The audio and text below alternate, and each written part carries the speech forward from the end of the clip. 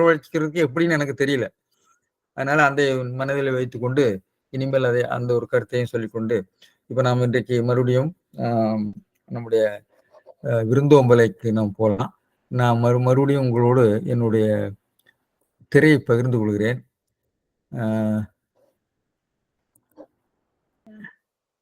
சரி, நாம இன்னைக்கு விருந்தோம்பல் அதிகாரத்தை பார்த்துட்டு இருக்கோம். விருந்தோம்பல்ல நான் வழக்கமாக சொல்வது, அதாவது திருக்குறளுக்கு நாம பல்வேறு நிலையில் பணி செய்கிறார்கள், எல்லாம் பாராட்டத்தக்கது. நாம் அடிப்படையான அந்த திருக்குறளை திருக்குறள் இன்னும் சரியாக ஐயா குழந்தைவேலண்ணா போன்றவர்களுக்கு ஒரு செய்தியை சொல்ல, திருக்குறளை இன்னும் நாம செவ்வையாக இன்னும் பதிப்பிக்கவே இல்லை. நாம் யாரோ பதிப்பித்த ஒரு பதிப்பை வைத்துக் கொண்டுதான் நாம் எல்லாம் ஆராய்ச்சி பண்ணிட்டு இருக்கோம். அதாவது ஒரு கிரிட்டிக்கல் எடிஷன் என்று சொல்லக்கூடிய முறையில மிக நமக்கு 100லிருந்து 125 சுவடிகள் கிடைக்கின்றன. அது என்னோட உத்தேசமான கணக்கீடு, அதுக்கு முன்பின்னாக இருக்கலாம். அந்த சுவடிகளை எல்லாம் திரட்டி அதை குடிவழி நிறுவி அதனுடைய அந்த முறையில இந்த திருக்குறளை நாம் சரியாக பதிப்பிக்கவில்லை. அது பதிப்பிக்க பெறாமல் நாம் பயன்படுத்துகிற ஒரு பதிப்புகள் எல்லாம் 19ஆம் நூற்றாண்டிலே பதிப்பிக்கப்பட்ட சில பதிப்புகளின் அடிப்படையில் தான் நாம் செய்து கொண்டிருக்கிறோம். நிறைய பாட வேறுபாடுகள், அதாவது மூல பாடத்துல அதிகம் இருக்காது, உரைகள்ல இருக்கிறது. அதாவது நீங்க உரை வேறுபாடு போலவே பாட வேறுபாடுகளும் சுவடி வேறுபாடுகளும் இருக்கின்றன. இவற்றையெல்லாம் நாம் திரட்டி ஒரு திரட்டாக ஒரு செம்பதிப்பு, ஒரு பதிப்பு நம்ம வரல. அதற்கு ஒரு பெரிய திட்டம்லாம் நாங்க நண்பர் பாலு வந்திருக்காரான்னு தெரியல, தமிழ் பல்கலைக்கழக துணைவேந்தர் இருந்தவர், அவர் இருந்தபோது பெரிய திட்டம்லாம் கொடுத்தோம். ஆனால் தமிழ்நாட்டை பொறுத்தளவு குழந்தைவேலண்ணா அடிக்கடி சொல்வார், என்னையா திருக்குறள் திருக்குறள் திரும்ப திரும்ப அலுப்பு ஏற்படுத்தி விடுகிறீர்கள் என்று பேசுவது போல, என்ன எப்ப பார்த்தாலும் திருக்குறள் ஆராய்ச்சி என்று சொல்கிறீர்கள் என்று சொல்லி தமிழ்நாட்டில் இருக்கக்கூடிய மேலதிகாரிகள் திருக்குறளுக்கெல்லாம் நிறைய ஆராய்ச்சி பண்ணியாச்சு, அதுக்கெல்லாம் வேண்டியதில்லை என்று சொல்லி அந்த தமிழ் பல்கலைக்கழகத்தை எடுக்க இருந்த ஒரு பெரிய திட்டத்தை அவர்கள் அதை செய்ய விடாமல் தடுத்து விட்டார்கள். இங்க யார் செய்வாங்கன்னு எனக்கு தெரியல. நிச்சயமாக ஒரு வெளிநாட்டில் இருக்கக்கூடிய வெளிநாட்டு தமிழறிஞர்கள் தான் அதை எடுத்து செய்வார்கள் போல் இருக்கிறது, தெரியல. ஏன்னா தமிழ்நாட்டில் அதுக்குரிய ஒரு உணர்வோ அல்லது அதை பற்றி உள்ள விழிப்புணர்ச்சியோ அதற்குரிய தொழில்நுட்பமோ அதற்குரிய புலமையோ இன்னும் நாம தேட வேண்டியதா இருக்கிறது, தேட வேண்டியதா இருக்கிறது. அதுல ஒரு செய்தி, இந்த நான் பதிப்பு பற்றி சொன்ன உடனே குழந்தைவேல் அண்ணா போன்றவர்கள் வந்திருக்கனால ஒரு கருத்து சொல்றேன். நாம பயன்படுத்துற இந்த பரிமையழகர் உரைங்கிறது பொழிப்புரை தான். அதை பதவுரையாக முதல்ல அச்சிட்டாங்க. அது பல வகுப்புகளில் சொல்லியிருக்கேன். நிச்சயமாக அது பதவுரை கிடையாது. ஆனா பதவுரையாக மாற்றி அச்சிட்டவர் முதல்ல சரவண பெருமாளையர் 1831 நினைக்கிறேன். அதுக்கும் பிறகு முகவை ராமானுச கவிராயர், அப்புறம் ஆறுமுக நாவலர். நாம் இப்ப பின்பற்றுறது பெரும்பாலும் ஆறுமுக நாவலரும் வைமுகோவும் செய்ததான் பின்பற்றோம். அப்புறம் நம்முடைய புலியூர்கேசியன் போன்றவருடைய பாப்புலர் எடிஷன்ஸ்லயும் இருக்கு. இதுல மாறுபாடுகள்லாம் நிறைய இருக்கு. அது நிறைய பேருக்கு தெரியாது, அதாவது பயன்படுத்துகிறவர்களுக்கு இதெல்லாம் தெரியாது. எனவே நாம் பதவுரையாக மாற்றி கொடுத்திருக்கிறோம். அது பொழிப்புரை தான். ஆனா பொழிப்புரையே ஒரு பதவுரை போல் எழுதியிருக்கார். அதுதான் முக்கியம். அது ஒரு செய்திக்காக சொல்ல விரும்பினேன். ஏனென்றால் இந்த பதிப்பு முயற்சிக்கு இது தெரியாமலே ஒரு பெரிய பேராசிரியர், நான் சொல்ல விரும்பல, பரிமேலழகருடைய பதவுரை என்று சொல்லி அதை எழுதியிருக்கார். பரிமேலழகருடையது பதவுரை அன்று, அது பொழிப்புரை தான் என்று சொல்லி ஆமணி ஒரு தனி கட்டுரையை எழுதியிருக்கிறாரு. இந்த திருக்குறளே அழங்கால்பட்ட ஒரு அறிஞரே இதை கவனிக்காமல் விட்டு விட்டார். அது நான் குறையா சொல்லல, நம்ம பதிப்புகள் செய்யக்கூடிய இது பதிப்புகளை பார்த்த உடனே நம்ம அப்படியே நம்பி விடுகிறோம். எனவே அதை திருவள்ளுவர் சொன்ன மாதிரி எப்பொருள் யார் யாரை கற்றோம் அப்பொருள் காண்பது அறிவுன்னு சொன்ன மாதிரி நம்ம அதை ஆராய வேண்டியிருக்கு. அதுக்காக சொன்னேன். இந்த முக்கியமான நாம் செய்யக்கூடிய பணிகள், இந்த அடிப்படையான பணிகள், குழந்தைவேல் அண்ணா போன்றவர்கள் அது பரப்பும் பணி, அதுவும் வேணும். எல்லாமே காம்ப்ளிமெண்டரி தான், எந்த பணியுமே ஒன்றுக்கு ஒன்று முரண்பட்டதில்லை என்று சொல்லிக்கொண்டு இன்றைக்கு நாம் மறுபடியும் இந்த விருந்தோம்பலுக்கு நாம் போகலாம். போன வகுப்புல ஒரு கருத்து சொன்னார் ஐயா, நம்ம நாகரத்ன ஐயா சொன்னாங்க. நாகரத்ன ஐயா அவனுடைய கூட்டம் அடுத்து இருக்கு, அதை நான் அதுக்கு இறுதியில சொல்றேன். நினைவூட்டுறேன். ஆம், இந்த நம்முடைய விருந்தோம்பலை பற்றி இவ்வளவு ஒரு செவ்வையான ஒரு ஒழுங்குமுறையான கருத்துக்கள் பிற மொழிகளிலும், பிற இலக்கியங்களிலும் அதிகம் காணப்படுவது போல தெரியவில்லை என்று ஐயா ஒரு கருத்து சொன்னாங்க. அத பத்தி நான் இறுதியில அடுத்த வகுப்புல பேசலாம்னு நினைக்கிறேன். அது வந்து எல்லா பண்பாடுகள்லயும் இந்த விருந்தோம்பல் என்பது ஒரு முக்கிய கருத்தாக்கமாக இருக்கிறது. பைபிள் இருக்குது, குரான்ல இருக்கிறது, கிரேக்க நூல்களில் இருக்கிறது, நம்முடைய வடமொழி நூல்களில் இருக்கிறது, தமிழ் நூல்களில் இருக்கிறது, எல்லாவற்றிலும் இருக்கிறது. அதுல சந்தேகமே இல்லை. ஆனால் இந்த திருவள்ளுவர் தொகுத்து வகுத்து கொடுத்திருக்கிற மாதிரி ஒரு வகைப்பாடு மற்ற நூல்கள்ல இருக்குது. அது வகைப்பாடாக கொடுத்திருக்கிறார். அதுல உதாரணமா மனுஸ்மிருதியில பார்த்தீங்கன்னா, விருந்தோம்பலை வந்து வருணம், ஆசிரமம் நிலையில அதை விளக்கியிருப்பாங்க. குறிப்பாக பிராமணர்களுக்கு எப்படி விருந்தளிப்பது என்பது போன்ற விஷயங்கள் அதிகமா இருக்கும். இவர் அதை பொதுமைப்படுத்தி கொண்டு வந்திருக்கிறார். எனக்கு ஏன் சொல்ல வந்தேன்னா, நான் இப்ப இதுல பார்த்துட்டு இருந்தேன். இந்த வலைத்தளங்கள்ல பார்த்து கொண்டிருக்கிற போது, ஹாஸ்பிட்டாலிட்டி என்ற விக்கிபீடியா பதிவுல பார்த்தீங்கன்னா, பல பண்பாடுகள் எழுதிவிட்டு இந்தியாவினுடைய ஹாஸ்பிட்டாலிட்டி பத்தி சொல்ற போது திருக்குறளை தான் சொல்லியிருக்காங்க. திருக்குறளை இப்படி சொல்லியிருக்குது அப்படின்னு சொல்லி வடமொழி நூல்களில் இருந்து சொல்லிடுறாங்க. மனுஸ்மிருதி எல்லாம் சொல்லிட்டு திருக்குறளனுடைய ஒரு கோட்பாட்டைத்தான் ஒருத்தர் எடுத்து எழுதியிருக்காரு. அவர் எழுதியிருக்கிறவர் நிச்சயமாக அவர் நம்ம இந்தியர் போல தெரியல. வேற யாரோ தான் எழுதியிருக்கிறாங்க. பைபிளில் நம்முடைய போப் டிரான்ஸ்லேஷன்லாம் மையமா வச்சு திருக்குறள் கருத்தை அவர் அப்படியே எடுத்து கொடுத்திருக்கிறார் என்று நான் பார்த்தேன். அப்போ அதை யோசிக்க வேண்டும். நம்முடைய அதாவது விருந்தோம்பல் என்பது எல்லா பண்பாடுகளிலுமே இருக்கக்கூடியது. அது எப்படி இந்த திருக்குறள்ல பார்த்தீங்கன்னா, திருவள்ளுவர்ல ஒரு ஒரு ஒரு ஒரு சுருக்குன்னு தைக்கிற மாதிரி ஒரு திருக்குறள். "இரத்தலின் இன்னாது மன்ற நிரப்பிய தாமே தமிருன." தனியா உட்கார்ந்து சாப்பிடுறது பிச்சை எடுக்கிறதுக்கு சமம். அதை விட மோசங்கிறார். அப்படிப்பட்ட ஒரு உணர்வு நம்ம இந்திய நூல்கள் எல்லாம் இருக்கு. அது மாதிரி கருத்து. அதாவது தனியாக இருந்து உண்பது மிகவும் மோசமான ஒரு பண்பாடு என்று சொல்லப்பட்டிருக்கிறது. எனவே தன்னை பகிர்ந்து கொள்வது என்பது விருந்தோம்பல் இருந்து வருகிறது. குடும்பத்துல இந்த சேரிட்டி பிகின்ஸ் அட் ஹோம் சொல்றாங்க இல்லையா, குடும்பத்தில இருந்து. இப்போ பகிர்ந்து கொள்வது குடும்பத்துக்கு அப்பால வரக்கூடிய சுற்றத்தார், உறவினர். அதாவது விருந்தினர்கள் 2 வகையான விருந்தினர் சொல்றாரு. குறித்து வந்தோரும், குறியாது வந்தோரும்.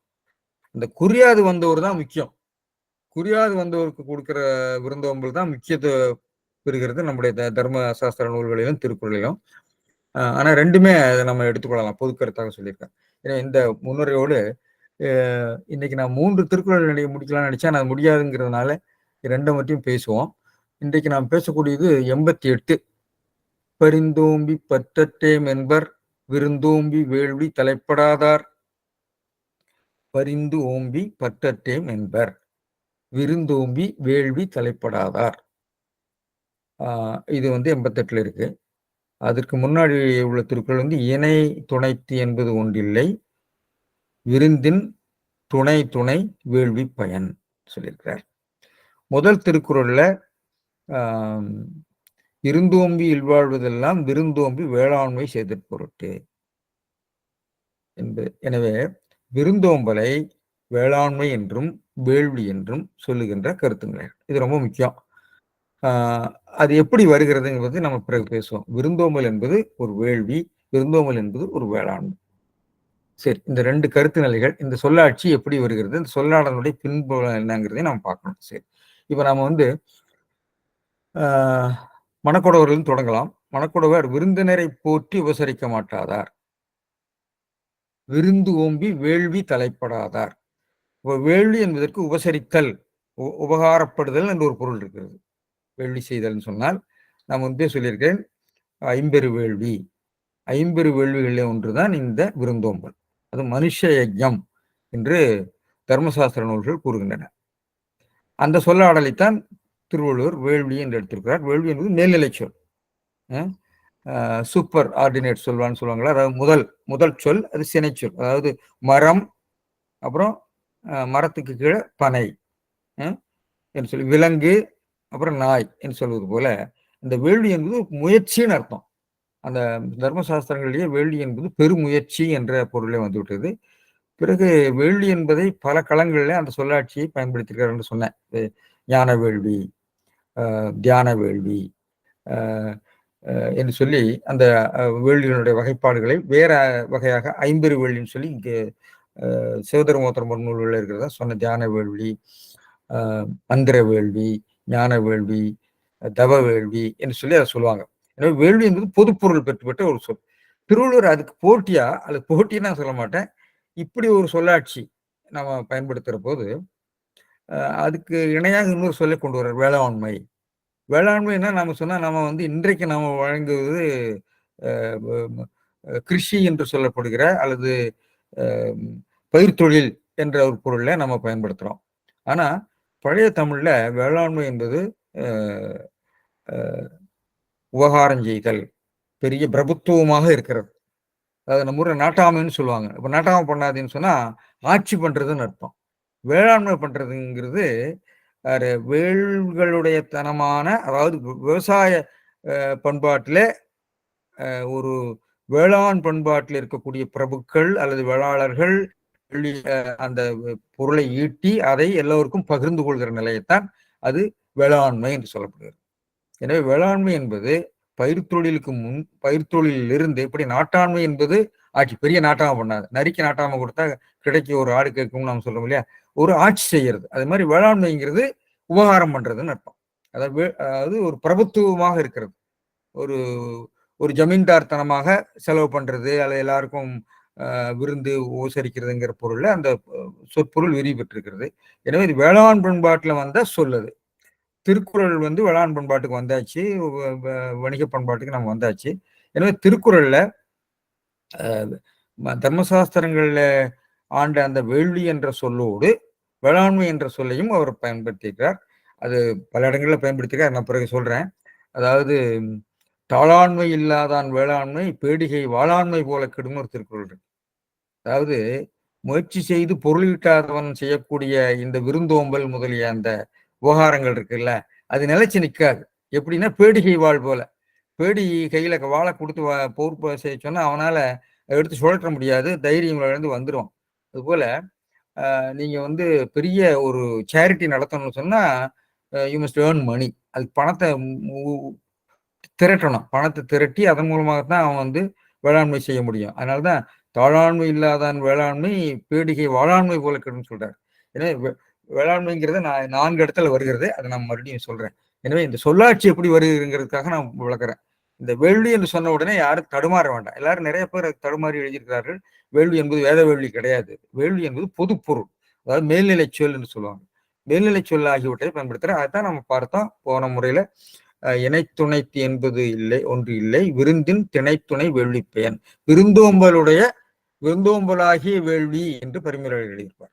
விருந்தோம்பலே ஒரு வேள்வி. வேள்வி என்பது தீவேட்டு எரியோம்புறது அல்ல, ஒரு முயற்சின்னு அர்த்தம். அதனால விருந்தோம்பி வேள்வி அப்படின்னு சொல்றாரு. சரி, அதனால உபசரித்தல்ங்கிற பொருளை அதுக்கு வந்துருது சங்ககாலத்திலேயே, எப்படி வேளாண்மை வருகிறதோ அது போல. எனவே பரிந்தோம்பி பற்றிட்டேன், வருந்தி உடம்பொன்றையும் ஓம்பி பொருளற்றோம் என்று இறப்பர். அதாவது இந்த பணத்தை எல்லாம் அப்படியே கையில செலவு செய்யாமல் வைத்து தன்னோட உடம்பை மட்டும் பேணி பிற கடைசி காலத்துல பொருள் இல்லாமல் போயிடுச்சு. பற்று அப்படிங்கிறது இந்த இடத்துல, பற்று அப்படிங்கிறதுக்கு ஆசை என்ற பொருள் இல்லை, பிடிப்பு, பிடிப்பு, ஒரு ஆதரவு என்ற அர்த்தம். பரிந்து ஓம்பி வாழ்ந்து நம்ம உடம்பையெல்லாம் மிகவும் விரும்பி காப்பாற்றி வாழ்ந்து கடைசியில ஆதரவற்றோம், பொருளற்றோம் என்று ஒரு பொருள் சொல்லியிருக்கிறார். பரிமையாளர்கள் எப்படி சொல்றாருன்னா, பரிந்து ஓம்பி பற்ற, இதை நான் வந்து பதவுரை நான் முன்பே சொல்லியிருக்கிறேன். பதவுரை நம்ம வலைத்தளங்கள்ல இருந்து நாம் எடுக்கிறது, அது அப்போ உண்மை இல்லை.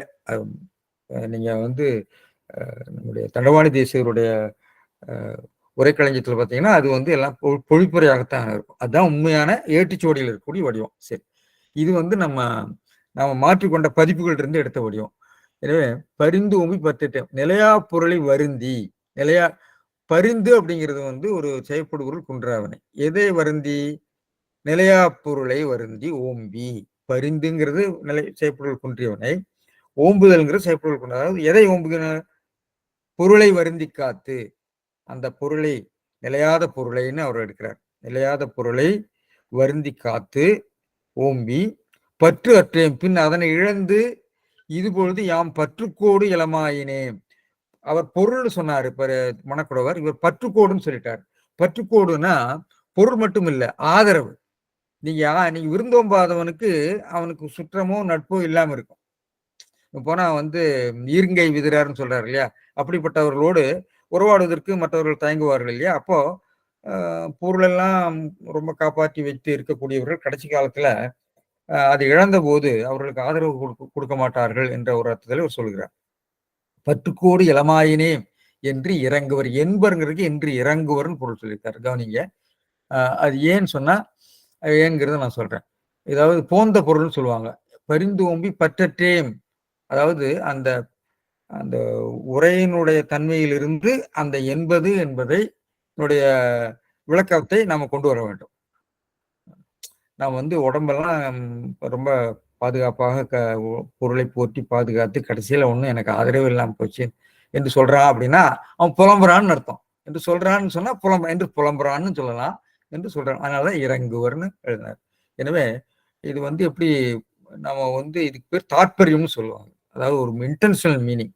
ஒரு சொல்றப்போ அந்த சொல்லுக்கு நேர்பொருள் இல்லை, அதை பேசுகிற சூழலுக்கு ஏற்ப ஒரு இன்டென்ஷனல் மீனிங் வரும். அது என்னங்கிறத இன்னும் தொடர்ந்து வருகிறது, அதை பற்றி பேசுறேன். எனவே விருந்து ஓம்பி வேள்வி தலைப்படாதான். எனவே அப்பொருளான் அந்த பொருளால் விருந்தினரை ஓம்பி, விருந்தினர், நாட் விருந்துங்கிறது விருந்து செய்கை அல்ல,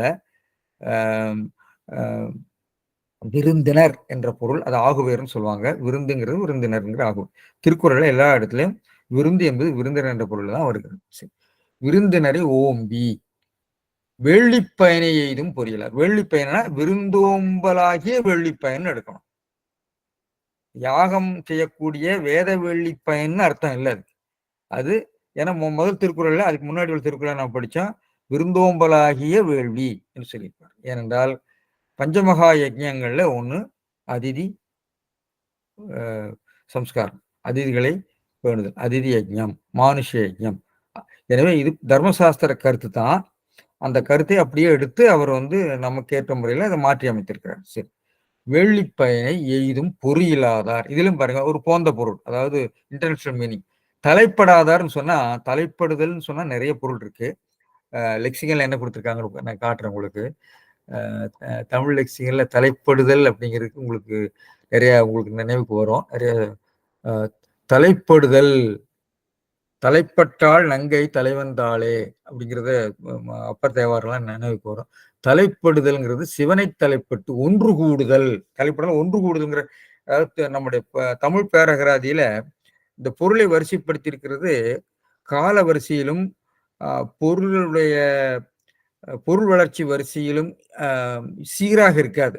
அதையெல்லாம் நம்ம செப்பம் பண்ண வேண்டியிருக்கு. அதான் நான் சொன்னேன், 24 ஆண்டுகள் செய்யக்கூடிய ஒரு பெரிய தமிழ் எக்ஸ் என்று சொல்லப்படுகிற ஒரு பெரிய தமிழ் பேரகராதி திட்டத்தை ஹாம்பர்க் பல்கலைக்கழகம் மிகப்பெரிய எத்தனையோ கோடி 75 கோடியான பெற்று அவர்கள் செய்கிறார்கள். அதில் பெரும்பாலும் எல்லாரும் வெள்ளைக்காரர்கள் தான் இருக்கிறார்கள் என்பதையும் நான் சொன்னேன். சரி, இருக்கட்டும். எனவே ஒன்று கூடுதல்னு ஒரு இருக்கு, எதிர்ப்படுதல், வேட்டுவன் தலைப்பட்டான், இதெல்லாம் பொருள்கள். இதுல மேற்கொள்ளுதல் ஒரு பொருள் இருக்கு. மேற்கொள்ளுதல்ங்கிற பொருள் தான் மூவா எழுதியிருப்பாரு. ஆனா திருக்குறள்ல தலைப்படுதல்ங்கிறதுக்கு சிலரதன் செவ்வி தலைப்படுவார். மலரினும் மெல்லிதுகாமும் சிலரதன் செவ்வி தலை, அதை எய்துவார்கள், அடைவார்கள், அதை பெறுவார்கள் என்ற பொருள்ல வருகிறது. பெறுவார்கள் என்ற பொருள்ல வருகிறது. அந்த நம்ம முழுசுக்கு போகல. அதனால அந்த பொருளில இங்க வரிமையாளர்கள் பொருள் எழுதுறாரு. எப்படி எழுதுறாரு?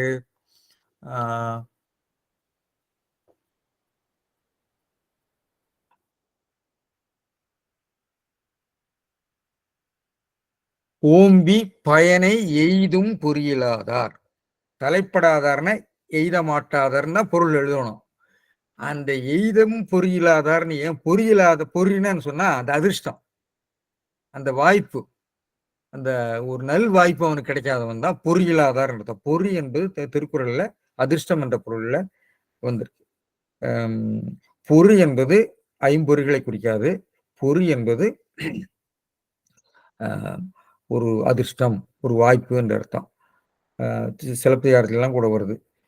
அதாவது இளங்கோடிகளை பார்த்து அந்த நிமித்திகன் கணிகன் சொன்னான், இவருக்கு அரசராகக்கூடிய திருப்பொறி உண்டு, அதிர்ஷ்டம் இருக்குதுன்னு சொன்னாருன்னு சொல்லி ஒன்று வரும் இல்லையா? அதனால பொறி அப்படிங்கிறதுக்கு அதிர்ஷ்டம் இல்லாதவர். அதாவது வேள்விப்பயனை விருந்தோம்பல் மனுஷ யஜ்ஞத்தை செய்து அதனால கிடைக்கக்கூடிய நன்மையை பெறக்கூடிய அதிர்ஷ்டம் இல்லாதவன் இப்படி சொல்றான் அப்படிங்கிற அர்த்தம். எனவே இந்த தலைப்படாதாருங்கிறது எய்த இயலாதவர்னா பொருள் சொல்லணும். ஆனா எனக்கு அது கிடைக்கலப்பா அப்படின்னு சொல்றப்ப எனக்கு துரதிர்ஷ்டம், நான் கிடைக்காத போன துரதிர்ஷ்டசாலி, நான் கிடைக்காம போயிடுச்சு எனக்கு அப்படின்னு சொல்ற போது அதுல ஒரு துரதிர்ஷ்டம் என்பதை நாம ஒரு இன்டென்ஷனல் மீனிங்கா கொண்டு வர்ற மாதிரி அவர் கொண்டு வந்திருக்காரு. நிறைய இடங்கள்ல திருக்குறளை நான் முன்பே சொல்லியிருக்கிறேன். திருக்குறளுக்கு உரை எழுதும் போது அவருடைய நேர் பொருள், செம்பொருள் என்று சொல்லுவாங்க. அப்புறம் ஆகுவேர் பொருள், அது லட்சணார்த்தம் சொல்லுவாங்க. பிறகு அதனுடைய வெஞ்சனார்த்தம் என்று சொல்லக்கூடிய குறிப்பு பொருள் இருக்கு. அதுக்கு அப்பால தான் தாற்பயம்னு சொல்றாங்க. தாற்பயம் இன்டென்ஷனல் மீனிங். இன்டென்ஷனல் மீனிங் என்னங்கிறத நான் அடுத்து மறுபடியும் பேச இருக்கிறேன். அதனால இப்ப நான் சொல்ல. எனவே இன்டென்ஷனல் மீனிங்னா ஒரு சொல்லுக்கு நேர் பொருள் இருக்காது. இந்த 3 வகை பொருளுக்கு அப்பால ஒரு அதுக்கு உதாரணமா இப்ப வேணும் சொல்றேன். இப்போ ஒரு போலீஸ் ஒரு திருடனை பிடிக்கிறது. அவன் திருடன் என்ன சொல்றான், சார் சார் என்னை நம்புங்க சார், நான் திருடல சார் அப்படின்னு சொன்னா, நம்புங்கள்னு சொன்ன அர்த்தம் என்னை சந்தேகப்படாதீங்க சார் அர்த்தம். அதான் இன்டென்ஷனல் மீன். என்னை சந்தேகப்படாதீங்க, டோன்ட் டவுட் மீ, பிலீவ் மீன்னு சொன்னா டோன்ட் டவுட் மீன் அர்த்தம். இதுதான் இன்டென்ஷனல் மீனிங்க்கு உதாரணம். திருக்குறளே இருக்கிறது, அது நம்ம வருகிறோம். எனவே நிறைய நீங்க பொருள் எழுதுற போது சொல்லுக்கு சொல் நேர்பொருள், பிறகு அதனுடைய ஆகுபெயர் பொருள், குறிப்பு பொருள், அதுக்கப்பால இந்த தாற்பரிய விருத்தி. தாற்பயங்கிறது இன்டென்ஷனல். இந்த தாற்பரிய விருத்தி அப்படிங்கிறது ஒண்ணு இல்லை என்று சொல்லக்கூடியவர்கள் இருக்கிறார்கள். இந்த 3 தான் இருக்குது. சொற்பொருள்ல 3 அமைப்பு தான் இருக்குது, 4வது அமைப்பு இல்லை. அது இந்த குறிப்பு பொருளையே அடங்கிவிடும் என்று சொல்லக்கூடிய 2 வகைப்பட்ட சொற்பொருளியல் கோட்பாளர்கள் சமஸ்கிருதத்தில் இருக்கிறாங்க.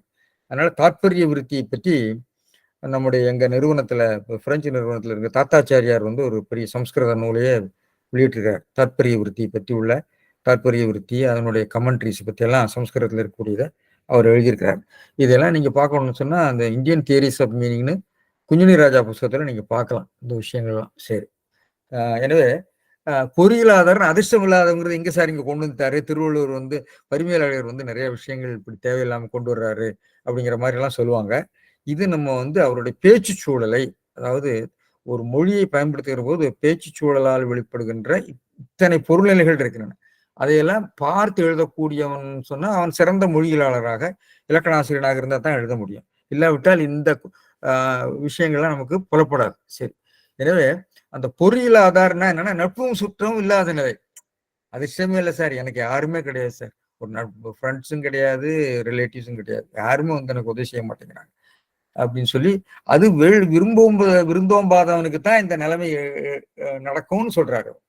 அந்த கருத்தை சொல்லியிருக்கிறார். சரி, அப்புறம் அதுக்கு மேல விளக்கம் சொல்றாரு. திருக்குறள்ல எப்பவுமே பாத்தீங்கன்னா பொழிப்புரைக்கு பிறகு ஒரு விளக்க உரை இருக்கு. அதான் ரொம்ப முக்கியம். அந்த பொழிப்புரையில சொல்ல இயலாத, நேரடியாக சொல்ல இல்லாதவற்றை அவர் விளக்குவார். ஈட்டிய ஒன்பொருளை காத்தலும் வாங்கிய கடுந்துன்பம் மாதலின் பரிந்து ஓம்பி. பரிந்து ஓம்பினா பொருளைன்னு சொல்றாரு. அதை பரிந்து, அது விருப்பப்பட்டு கஷ்டப்பட்டு அதை காத்து அப்படிங்கிறது எது அப்படின்னா ஈட்டிய ஒன்பொருளை காத்தலும் அங்கே கடும் ஆல்ரெடியாரில் சொல்லியிருக்காங்க. பொருளை ஈட்டுவதை விட அதை காத்தல் தான் துன்பம். எல்லாருக்கும் தெரியும். நம்ம பொருளை நம்ம நிறைய பேர் நம்ம வேலையில் இருக்கிறவர்களாம் என்னமோ சேமிச்சு வச்சிருப்போம். அது எப்படி அதை பெருக்கிறது அல்லது எப்படி அதனுடைய மதிப்பை எப்படி அதே மாதிரி வச்சுக்கிறது, எதுல முதலீடு செய்கிறது, அந்த முதலீடு செய்து நிறைய இழந்தவர்கள் இருக்கிறார்கள்.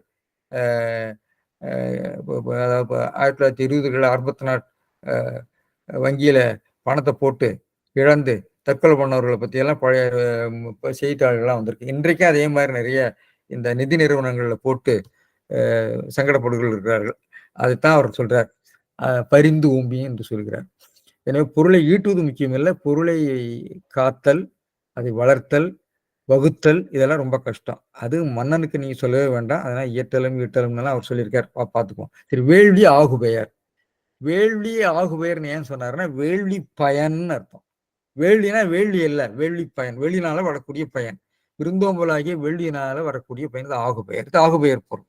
எனவே அங்க வேள்வி ஆகுபேர்னு ஏன் சொன்னார்னா, வேள்வி என்று தான் இருக்கிறது. அங்க பொருள் எழுதுற போது வேள்வி பயன் எழுதியிருப்பார். The fruit of the yagna, fruit of hospitality. அந்த வேள்விங்கிறது வேள்வி செய்யறதுன்னு அல்ல, வேள்வி பயனை எய்த முடியாதவர்கள் என்ற அர்த்தத்தில் சொல்லியிருக்கார். அதனால ஆகுபேர். நான் முன்பே சொன்ன வேள்வி அல்லது வேளாண்மை என்பது ஒரு ஹைப்பரோனமியா வருது. உள்ளடக்கு சொல் அல்லது மேல்நிலை சொல். அதற்கு கீழே இந்த விருந்தோம்பல் அல்லது பித்ருயஜம், தென்புலத்தார் வழிபாடு என்று 5 சொல்றார். 5 மகா யஜ்ஞங்கள் சொல்றாரு. எனவே அந்த வேள்வி என்பது வேள்வி பயன், வேள்வி என்பது மேல்நிலை சொல், அதாவது முதல் சொல் சினைச்சொல் என்பது போல மேல்நிலை சொல். வேளாண்மையும் அப்படித்தான் வருகிறது. மூவா என்ன பண்றாருன்னா, விருந்தினரை ஓம்பி அந்த வேள்வியில் ஈடுபடாதவர். பார்த்தீங்களா, விருந்தினரை ஓம்பி அந்த வேள்வியில் விருந்து வேள்வி. பொருள்களை வருந்தி காத்து பின்பு இழந்து பற்றுக்கோடு இழந்தோமை. பற்றுக்கோடுன்னு அதே தான் பயன்படுத்தியிருக்காரு. பற்றுக்கோடுங்கிறது ஆதரவுன்னு அர்த்தம். இலக்குனார் அதே மாதிரிதான் சொல்றாரு. விருந்தினரை ஓம்பி அதனால் வரும் பயனை அடைய முடியாதார் ஈட்டிய பொருளை வருந்தி காத்து பின் இழந்து உதவியற்றேன். எனக்கு யாரும் உதவி செய்ய வரல. ஏன்னா அவர் விருந்தோம்பல. அதாவது விருந்தோம்புங்கிறது நம்முடைய குடும்ப வாழ்க்கையிலிருந்து விரிவு பெறுகின்ற ஒரு கட்டம். முதல் ஈகை என்பது விரிந்த நிலையில போகிறது, அதுக்கு பின்னாடி வருகிறார். எனவே உங்களுடைய மன விரிவு, உங்களுடைய பொருள் விரிவு எல்லாமே விருந்தோம்பல் அடக்கியிருக்குது. எனவே விருந்தோம்பல் குடும்பத்திலிருந்து செய்யக்கூடிய மிகப்பெரிய ஒரு வேள்வி என்ற கருத்தை திருவள்ளுவர் முன்வைக்கிறார். பிறகு காரியத்தின கவிராயர் இதை பற்றி எழுதியிருக்கிறாரு. ஆனா நுண்பொருள் மாலையில சுந்தரமூர்த்தி பதிப்பில் இது இல்லை.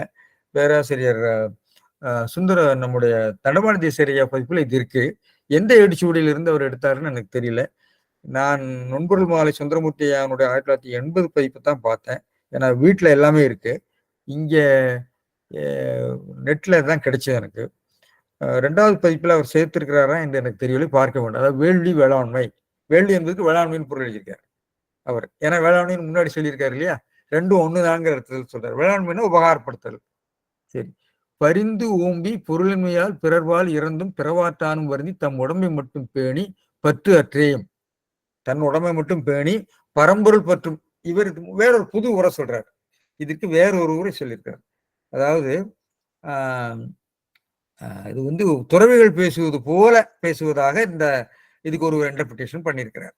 அதாவது இதை நீங்க படிச்சீங்கன்னா பரிந்தோம்பி பற்று அற்றேன். பற்றுங்கிறதுக்கு பரம்பொருள் பற்று, கடவுள் பற்று, ஆசை என்று ஒரு பொருளை கொடுத்து நம்ம விளக்கம் சொல்லலாம். விளக்கம் சொல்லும் போது நம்முடைய காரியரத்ன கவிராயருடைய உரை அந்த இடத்துக்கு நமக்கு நினைவுக்கு வருகிறது. அதாவது நாம வந்து சாமியாரா போயிட்டோம், நாங்களாம் விருந்து ஒம்பி வெள்ளி தலைப்படாதவர்கள் தான் சாமியாரா போயிட்டாங்க அப்படிங்கிற மாதிரி ஒரு பொருள் வருது இதுல.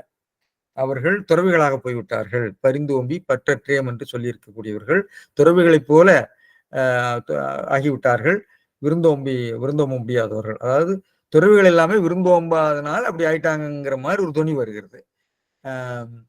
துறவிகள் என்று விளக்க சொல்லியிருப்பாங்க. ஆனா இது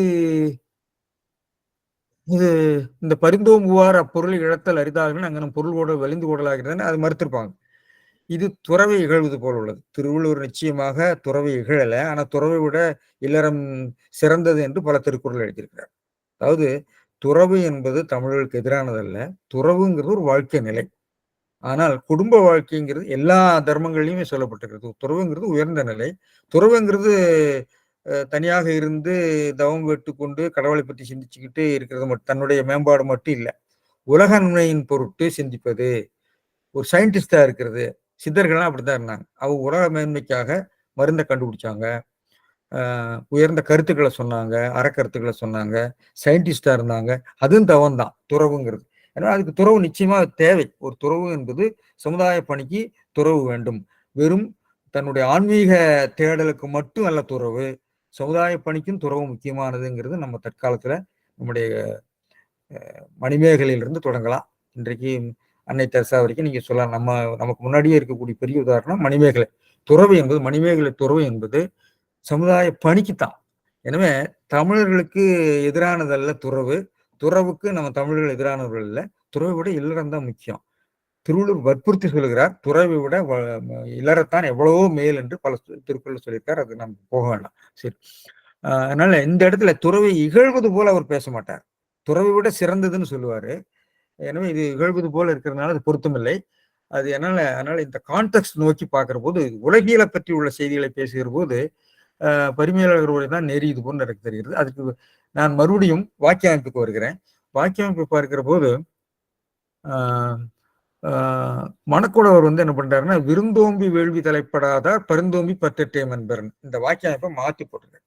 திருக்குறள்ல நாம நமக்கு தெரியும், நமக்கு எழுவாய் வாக்கியம், வினைமுற்று வாக்கியம். இது வினைமுற்று வாக்கியமாக இருக்கிறது. பருந்தோம்பி பற்றற்றேம் என்பர் விருந்தோம்பி வேள்வி தலைப்படாதார். அதாவது சாத்தன் வந்தான்ங்கிறது எழுவாய் வாக்கியம், வந்தான் சாத்தன்கிறது வினைமுற்றை முன்னாடி வச்சு இருக்கக்கூடிய ரெண்டும் வாக்கிய அமைப்புல ஒன்றும் வேறுபாடு கிடையாது. வாக்கியம் ரெண்டுமே அது எழுவாயும் பயனிலையும் அப்படியே தான் இருக்கிறது.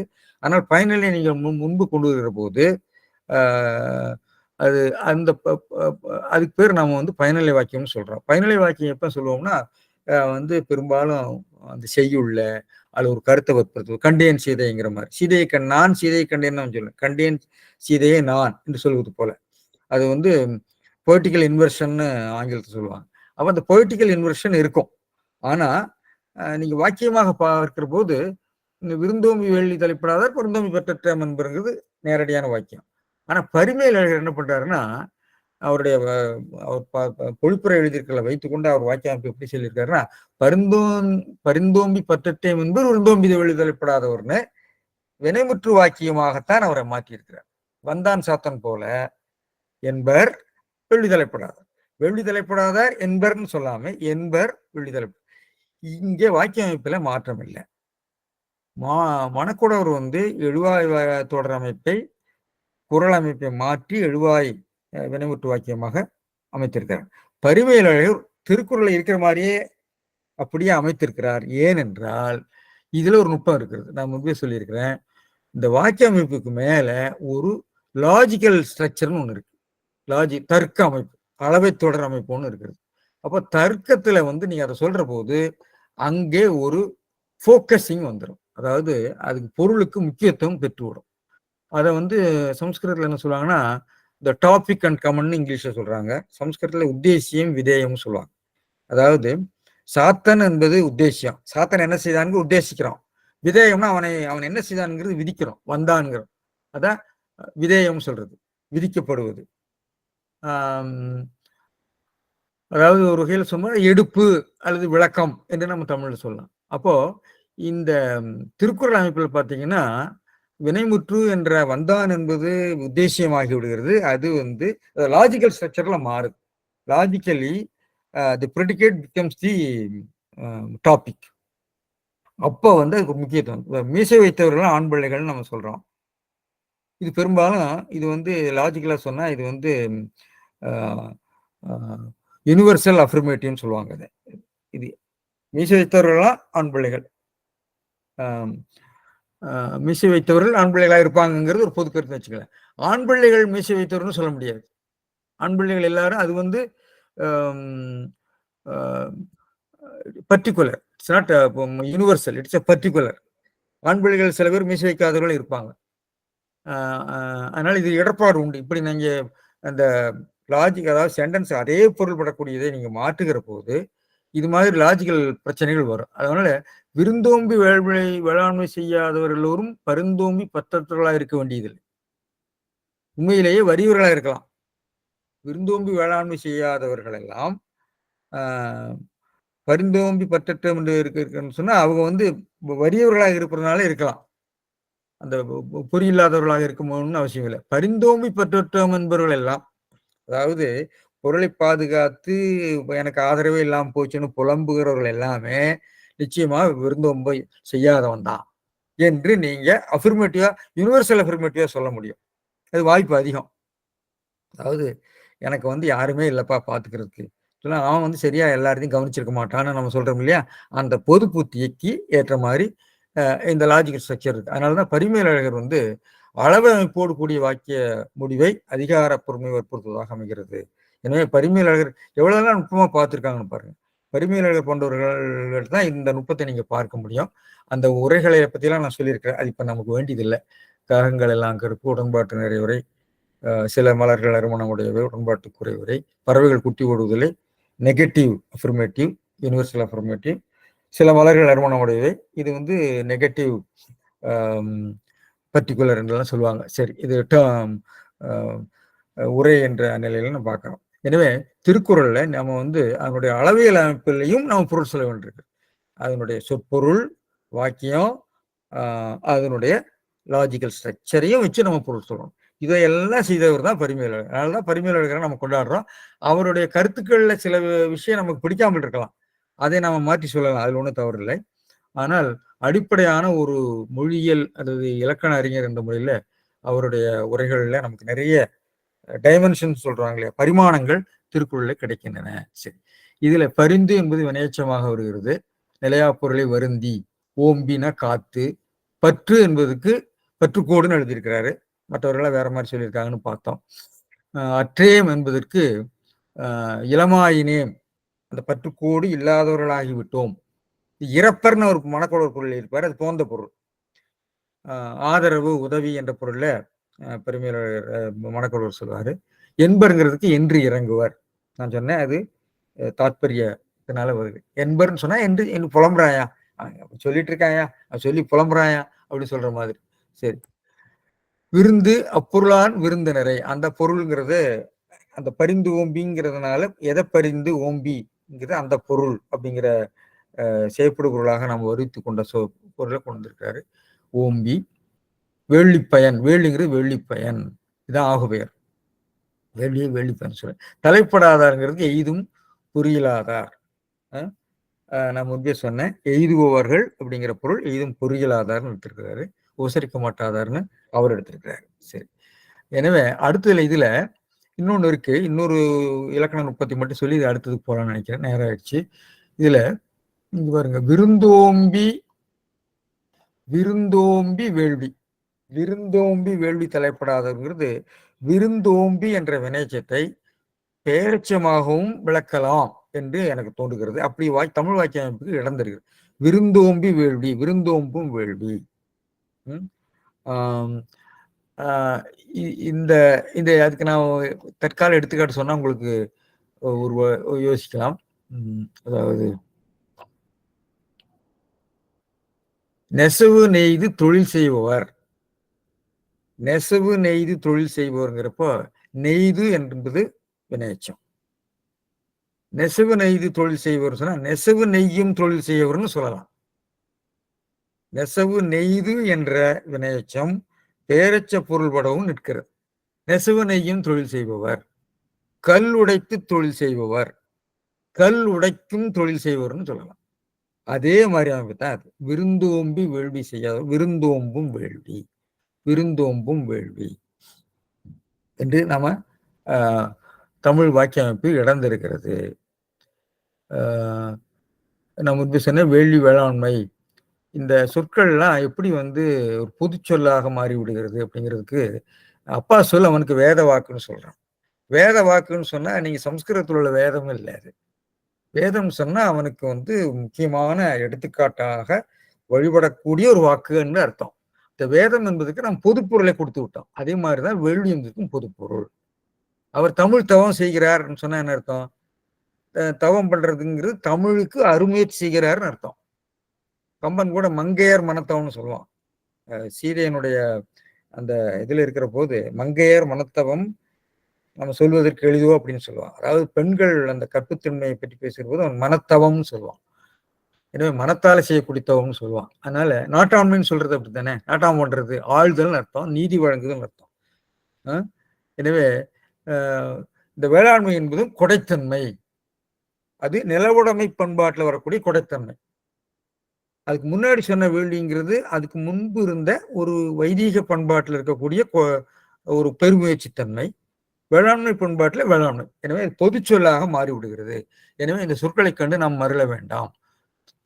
வள்ளுவர் வந்து இந்த சொல்லாட்சிகளை மிகவும் கவனமாக வேள்வி என்பதையும் வேளாண்மை என்பதையும் இரண்டையும் அவர் பயன்படுத்துவதிலே ஒரு சின்ன ஒரு ஒரு புரட்சி கூட இருக்கிறது என்று நான் நினைக்கிறேன். ஒரு மாற்று சொல்லாட்சி. ஏன்னா அது வந்து பண்பாட்டு மாற்றம். வேள்வி செய்தேன்னு தர்மசாஸ்திரங்கள் சொல்லக்கூடாது. இல்லை, அது வேள்வி மட்டுமல்ல, அது வேளாண்மையும் கூட. அது வேளாண் பண்பாட்டில் வரக்கூடிய உபகாரத்தன்மையும் குறிக்கிறது என்று சொல்லி அவர் அதை புதுச்சொல்லாக அவர் புகுத்துகிறார் என்று நம்ம பார்க்கிறோம். இந்த தலைப்படுதலை பற்றி சொன்னேன். அடுத்த திருக்குறளுக்கு போகலாம் நினைக்கிறேன். இதே நீண்டு விட்டது, நம்ம சீக்கிரம் முடிக்கிறோம். அடுத்த திருக்குறள், இது அதிகமாக இந்த திருக்குறள் அதிகமாக மேற்கோள் காட்டப்பெறவில்லை, ஏன்னு தெரியல. தண்டமான தேசியரும் கொடுக்கல. நான் நம்முடைய பேராசிரியர் தாமோதரனுடைய இதிலையும் நான் பார்த்தேன், அதுலேயும் காணோம். இன்னும் வேற எங்காவது இருக்கிறதா என்பதை நம்ம தேடி கண்டுபிடிக்கணும். சரி, அடுத்தது உடமையுள் இன்மை விருந்தோம்பல் ஓம்பா மடமை மடவார்கள் உண்டு. இதுல ஐயா குழந்தைகள் என்ன சொல்லிட்டு இருந்தாரு, இந்த திருக்குறளை அவர் ஒரு நல்ல கருத்து சொன்னாரு, அது முக்கியமா எல்லாரும் கவனிக்கணும்.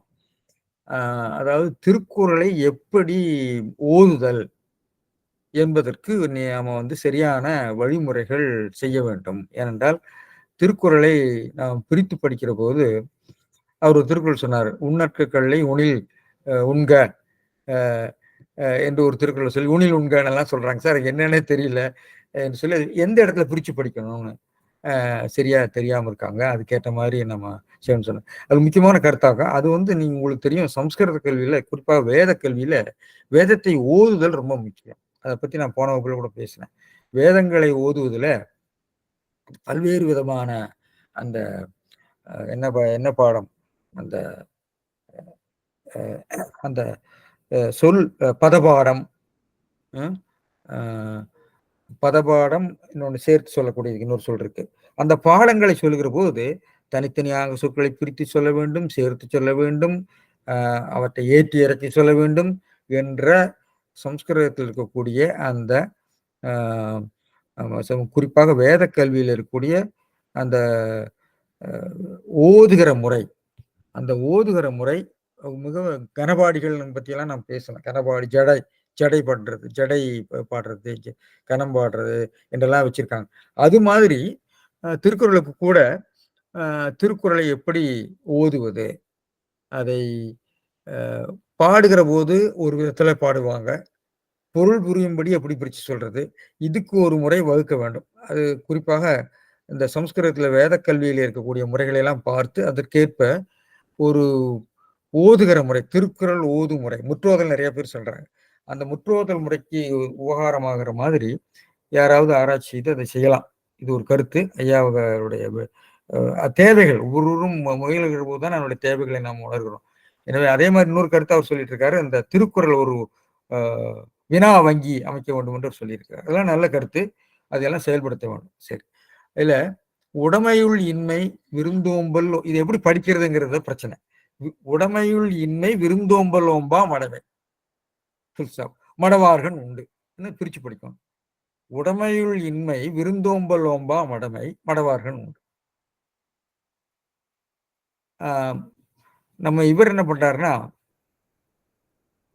உடமையுள் இன்மை விருந்தோம்பல் ஓம்பா மடமை மடவார்கள் உண்டு. பாருங்க, நீங்க மணக்குளவர் பாருங்க, உடமையின் கண்ணே இல்லாமை போல, உடமையுள் இன்மை போல விருந்தோம்பல் ஓம்பா மடமை மடவார்கள் உண்டு என்று அவர் போய்க்கிறார்.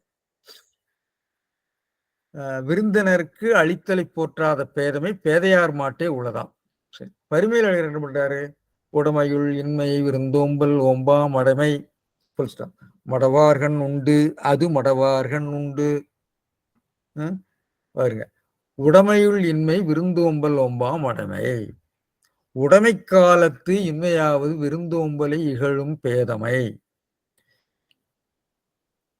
மடவார்கண் உண்டு, அகுது அறிந்தார் மாட்டு உளதாகாது பேதையார் மாட்டே உளதாகும். அகுது பேதையார் மாட்டே உளதாகும் என்றுதான் இருக்க வேண்டும். உரை நேருக்கு நேர் சொன்னா அகுது அறிந்தார் மாட்டு உளதாகாது என்ற ஒரு வாக்கியத்தை கொண்டு வர்றார். இந்த வாக்கியத்துக்கு பேர் நேர் அனுமானம்னு பேர், டைரக்ட் இன்ஃபரன்ஸ். அதாவது ஒரு வந்து அறம் செய்தவன் துறக்கம் புகுவான் சொன்னா அறம் செய்யாதவன் துறக்கம் புகான், அல்லது மரம் செய்வன் துறக்கம் புகான் என்று வரும். இதுக்கு பேர் தான் வந்து நேர் அனுமானம்னு பேர். அந்த ஒரு இது வந்து நேர் பொருளில் இல்லாமல் இந்த அனுமானத்தாலே பெற்ற ஒரு வாக்கியத்தை கொண்டு வரலாம். அது ஒன்றும் தவறு இல்லை, உரை சொல்லும் பொழுது. அதனால்தான் அது அறிந்தார் மாட்டு உளதாகாது, பேதையார் மாட்டே உளதாகும். சரி. உடைமை பொருளுடையனாம் தன்மை. எனவே உடைமையுள் இந்த இடத்துல ரொம்ப முக்கியமா கவனிக்க வேண்டியது உள். உடைமையுள் இன்மை அப்படிங்கிறது உடைமை காலத்திலே இன்மை என்று பாருங்க. உடைமையின் கண்ணேன்னு பொருள் அருமையா எழுதியிருக்காரு மணக்குடவர்.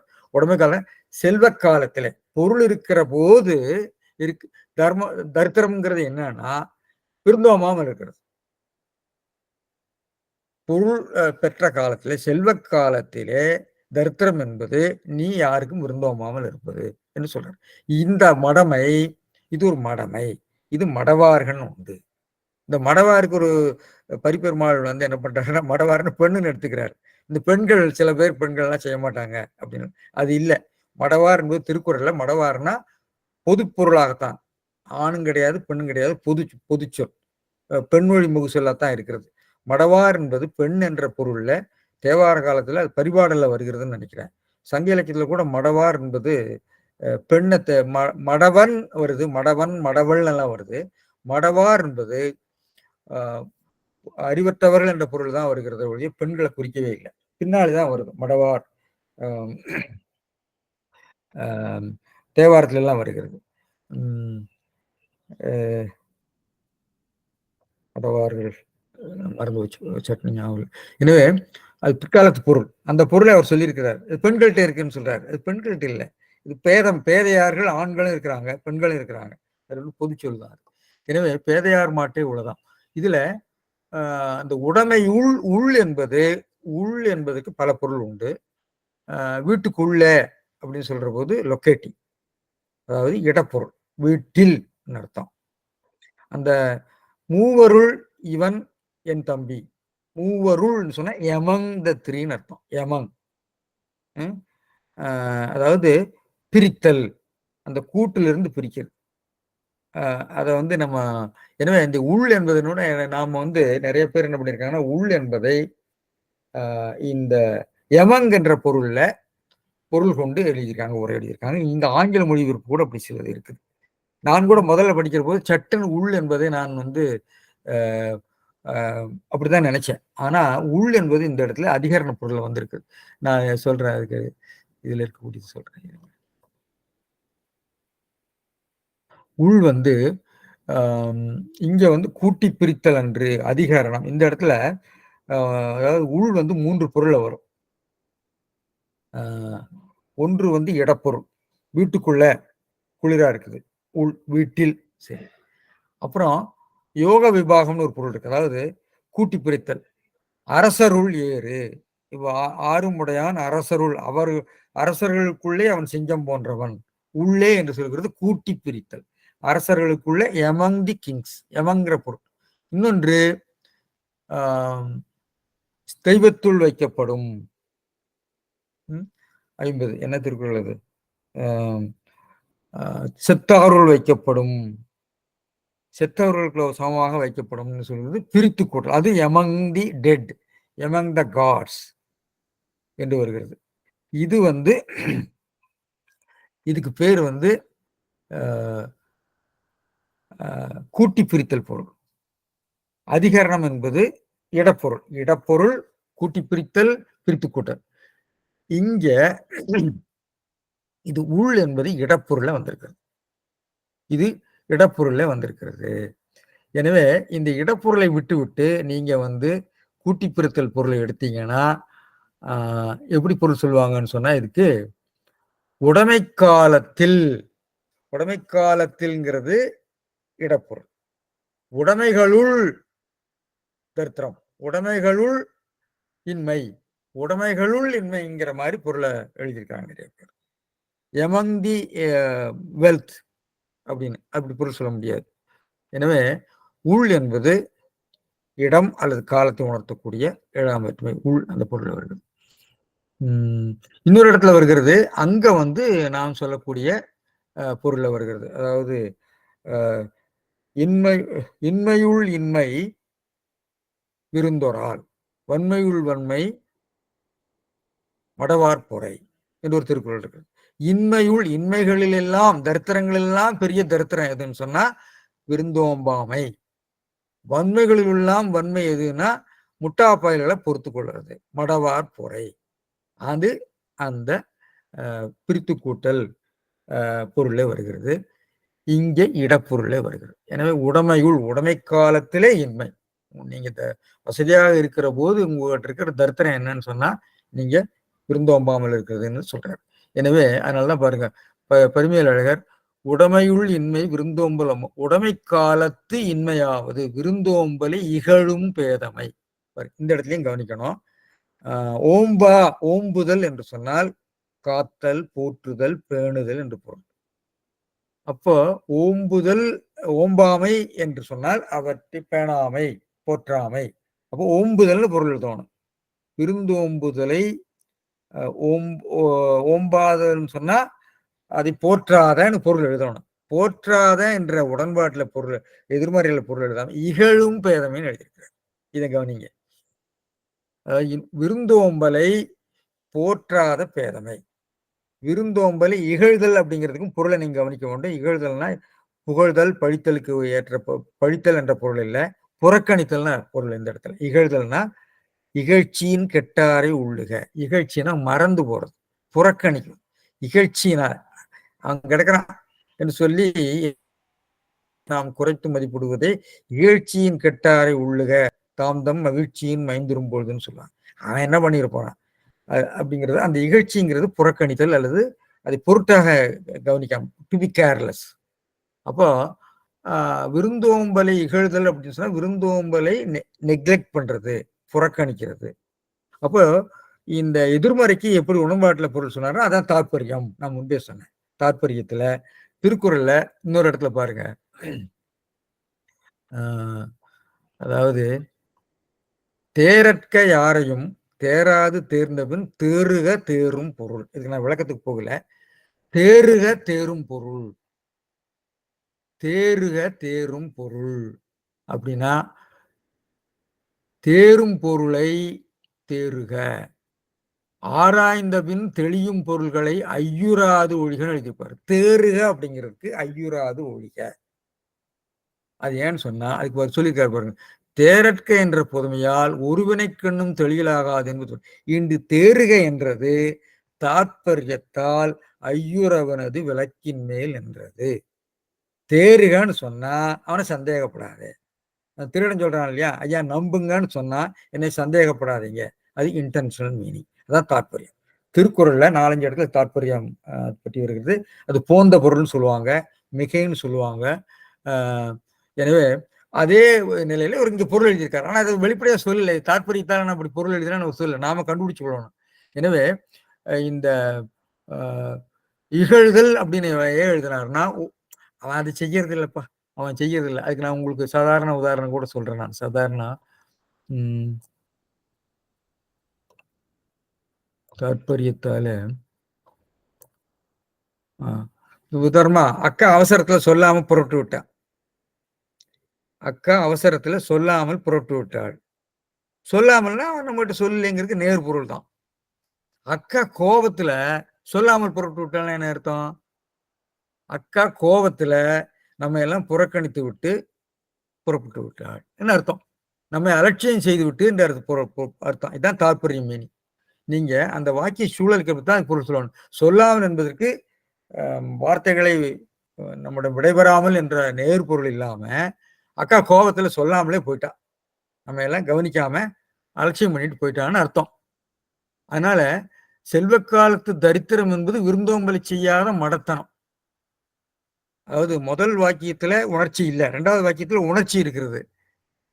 அதனால செல்வக்காலத்து தரித்திரம் என்பது விருந்தோம்பலை செய்யாத மடத்தனம் போது அதுக்கு முழு உணர்ச்சி நமக்கு வெளிப்படல.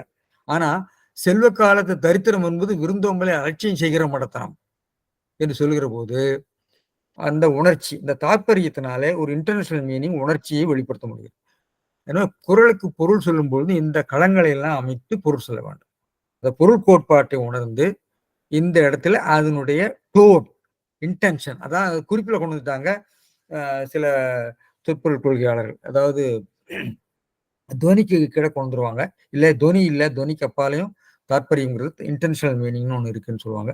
அப்ப அதை பயன்படுத்தி தான் பரிமேலழகர் இருந்த இடத்துல இகழ்தல்னு பொருள் எழுதியிருக்காரு. நீங்க சொல்லுக்கு சொல்ல அகராதி போட்டீங்கன்னா, என்ன சார் இது ஓம்பா அப்படிங்கிறதுக்கு இகழும்னு பொருள் எழுதியிருக்காரு, எப்படி நான் எழுதுறதுன்னு சொன்னா, நம்ம லெக்சியோகிராஃபிக் கண்ட்ரிக்கு இதுக்கு நம்ம யோசிக்கணும், இது எப்படி பண்றதுங்கிறத நம்ம யோசிக்கணும். எனவே அந்த இகழும் பேதமை மடவார் அகுது அறிந்தார் மாட்டு உளதாகாது பேதையார் மாட்டு உளதாகும் நேரமானு சொல்லிட்டு. உடைமை பொருளுடைய நாம் தரும். உடைமை அப்படிங்கிறதுக்கு 2-3 பொருள் இருக்கு. உடைமை என்று சொன்னால் சொல்றேன். உடைமை என்பதற்கு உடைமை என்பது பொது உடைமை. உடைமைனா எல்லாருக்கும் பொதுவாக இருக்கு. அந்த உடைமைங்கிறது பொருளை குறிக்கும். இது அவனுடைய உடைமை என்று சொன்னால் அது பொருள். உடையனான் தன்மை, இது அவனுடைய நான் உடைமை, நானுடைய நான் தன்மைன்னு அர்த்தம். இன்னொரு உடைமை இருக்கிறது, அது நம்ம தமிழ்ல இல்லை, மலையாளத்தில் இருக்குது. உடைமைன்னு சொன்னா உடைமையை உடையவன்.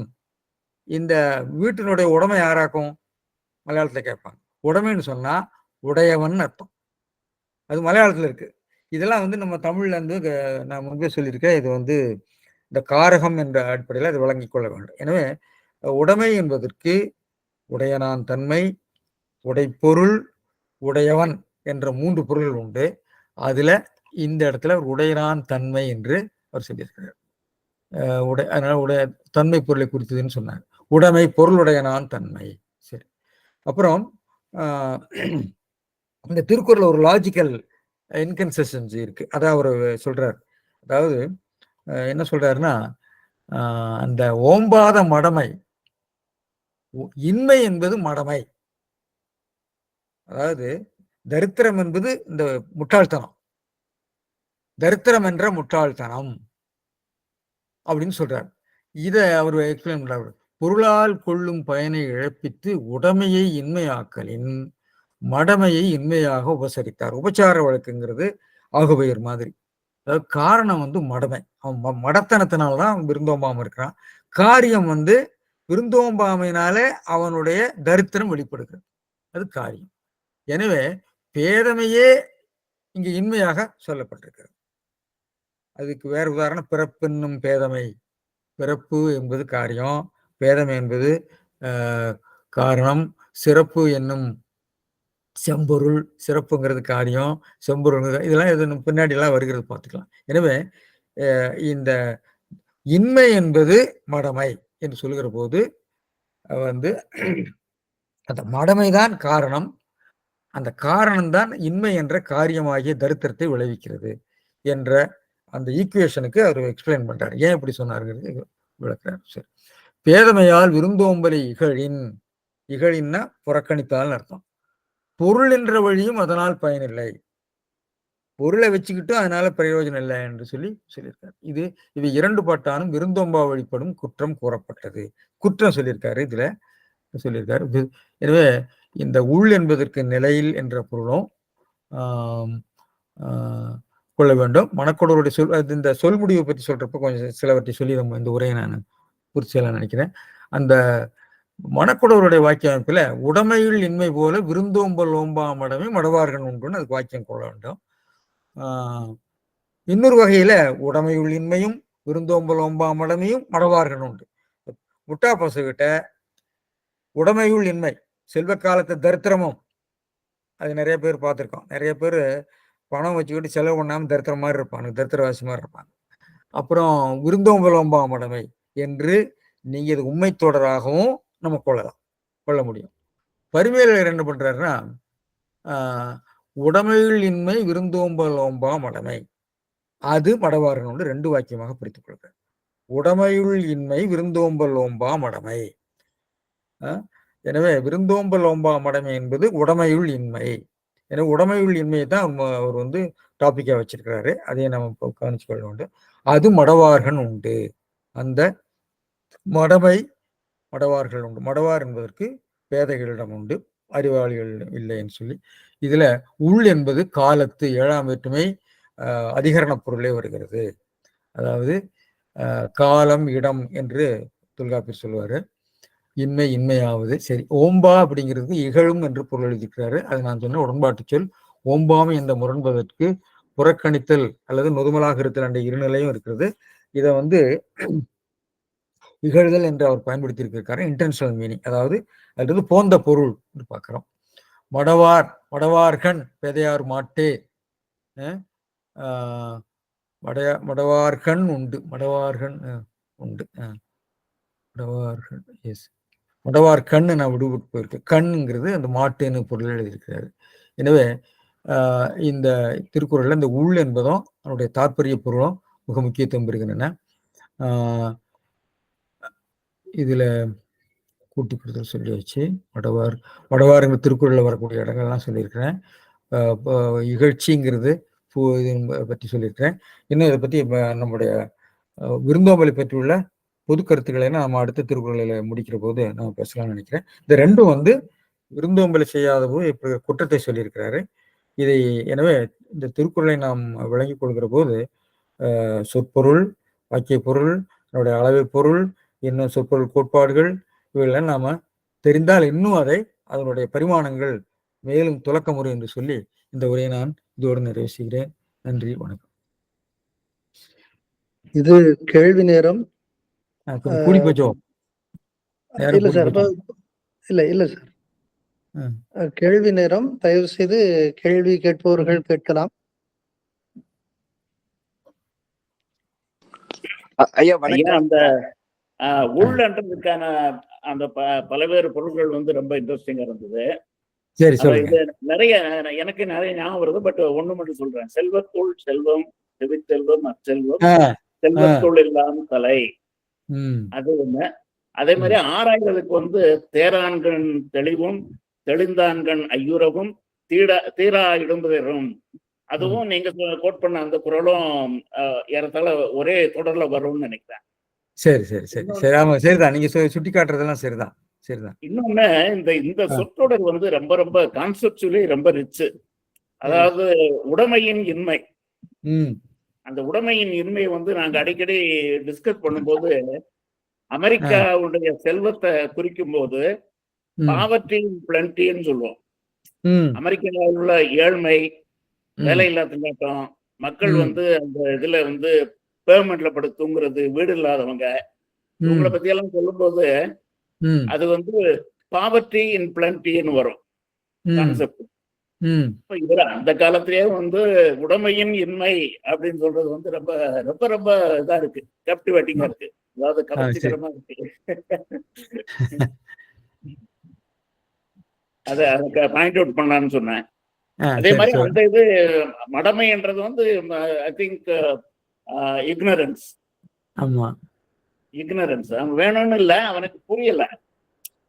அந்த பொருளுடைய பொருளே அவனுக்கு புரிய மாட்டேங்குது. பொருள் அப்படின்னு சொன்னாலே இந்த மாதிரி விருந்தோம்பல், நல்லது செய்தல், பிறருக்கு அது பயன்படும் மாதிரி அதை செலவழித்தல், அது தெரியாதவனுக்கு பொருளுடைய பொருளே தெரியல, அந்த அந்த ஒரு அறியாமை, மடமை அப்படின்னு வருது. ரொம்ப ரொம்ப நல்லா இருக்கு அந்த குறள். பாயிண்ட் அவுட் பண்ணணும்னு சொன்னேன். சரி சரி, மகிழ்ச்சி மகிழ்ச்சி மகிழ்ச்சி. சொல்லுங்க, யாராவது வினாக்கள்? அவர் குழந்தை வேலை அதை பேசுறாரு, சொல்லுங்களா? பேசுங்க சார், கேளுங்க கேளுங்க. ஐயா வணக்கம், மிக்க நன்றி. இந்த பயனுள்ள கோணத்துல வந்து பல பதிவுகள் இருக்கு, நான் அதை தொடர்ந்து பார்க்கணும்னு ஒரு ஆர்வம் வந்திருக்கு. இந்த பொய்யாமை ஆற்றின் அறம்பெற செய்யாமை நன்று திருக்குறள் ஐயா சொன்னாங்க. உண்மை, உடைமையில் இன்மை, விருந்தோம்பல், அந்த ஒவ்வொரு குறளையும் வந்து நம்ம சரியாக இதை வந்து இளவல்களுக்கு எடுத்து செல்வது நம்மளுடைய கடமை. ஆய்வு கண்ணோட்டத்துல நம்ம வந்து பார்ப்பது, அவர்களுக்கு இந்த பதிவுகள்லாம் வந்து பயன்படும் நோக்கத்திற்காக இவ்வளவு நேரத்துல இத்தனை பேர் வந்து நம்ம பேசுறோம். அதுல வந்து அந்த பொய்யாமை ஆற்றின் அறம்பெற செய்யாமை நன்று வந்து நீங்க 90 பேர் 100 பேர் கேட்டா 90 பேர் வந்து அதை எப்படி புரிந்து கொள்வார்கள் என்பதை என்னால புரிந்து கொள்ள முடியும். அதை 2 எதிர்மறை சொற்கள், பொய்யாமை, செய்யாமை, அதை முறையாக பிரிக்கவில்லை என்றால் அதனுடைய பொருளே வந்து தெளிவாக படாது அப்படிங்கிறதுக்கு ஐயா சொன்ன இன்னைக்கு சொன்ன குறளினுடைய தொடர்ச்சி அது இருக்கு. அதனால ஒரு வாய்ப்பு கிடைச்சதுன்னா அந்த குறளையும் வந்து பிறகு எதிர்காலத்துல விவரித்து சொன்னா சிறப்பாக இருக்கும். அதோடு இங்க தமிழ் அறிஞர்கள், ஆய்வாளர்கள் பல பேரும் கலந்து வந்து உரையாடல் மாதிரி முனைவர் நாச்சிமுத்தையாவுடைய அந்த இலக்கண விளக்கம் என்பது என்னுடைய பார்வையில இந்த மாதிரி நிறைய கூட்டங்கள் நடைபெறுவதில்லை. அந்த விதத்துல இன்னைக்கு முதல் முறையாக கலந்து கொண்டாலும் பல பதிவுகளை பார்த்திருக்கிறேன், மிகச்சிறப்பானது. ஒரே ஒரு வேண்டுகோள், நம்ம வந்து இளவல்களுக்கு எடுத்துக்காட்டா இருக்கணும் போது நம்ம தமிழ்ல பேசும்பொழுது வடமொழி சொற்களையோ ஆங்கிலத்தையோ குறைத்து பேசுவதற்கு எடுத்துக்காட்டாக பல இடங்கள்ல சொல்லி வெற்றியும் கண்டிருக்கிறேன். இந்த அர்த்தம் என்ற சொல்லை முடிந்த அளவுக்கு, சந்தோஷம் என்ற சொல்லை முடிந்த அளவுக்கு தவிர்த்து மகிழ்ச்சி, பொருள் என்ற பொருளில் நம்ம பயன்படுத்தணும் அப்படின்னும் இந்த தருணத்துல கேட்டுக்கிறேன். நம்மெல்லாம் அவங்களுக்கு எடுத்துக்காட்டா இருந்தாதான் தமிழை தமிழாக பேச முடியும் என்ற முயற்சியில நம்ம அவர்களுக்கு உதவியாக இருக்கும். அது நம்மளுடைய கடமையும் கூட. மிக்க நன்றிங்க ஐயா. வணக்கம். நன்றி ஐயா, உங்க கருத்துக்கு நன்றி. நல்ல கருத்துக்கள் சொன்னீங்க, மகிழ்ச்சி. இந்த நிகழ்ச்சி இறுதியில் ஒன்று சொல்றேன்னு சொன்னேன். இந்த சற்று நேரத்துல நம்முடைய நாகரத்னம் கிருஷ்ணா அவர்களுடைய சைகோன், புதுச்சேரி சைகோன் என்ற நாவலை பற்றி உள்ள ஒரு கலந்துரையாடல் பேராசிரியர் பஞ்சாங்கம் தலைமையில நடக்க இருக்கிறது. ஐயா, எத்தனை மணிக்கு ஐயா நாகரத்னம் ஐயா? அடுத்த 10 மணிக்கா நடக்க இருக்கிறது. அது முக்கியமான ஒரு நாவல். அதாவது புதுச்சேரியில் நாங்க கலந்துக்கலாமா சார்? அதுல நிச்சயமா கலந்துக்கலாம். அதனுடைய இணைப்பை நான் உங்களுக்கு அனுப்ப சொல்றேன். ஐயா நாகரத்னம் ஐயா இல்லைன்னு நினைக்கிறேன். இருக்காரு நாகரத்னம் ஐயா இருக்காரு, மியூட் போட்டிருக்காரு. அதாவது நான் உங்களுக்கு அனுப்புறேன். நான் இருக்கிறேன்.